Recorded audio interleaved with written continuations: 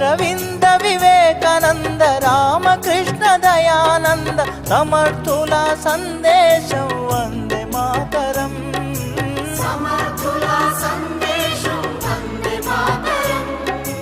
ఛత్రపతి నేతాజీ సావర్కర్ తానాజీ రాణా రక్తపు శౌర్యం వందే మాతరం.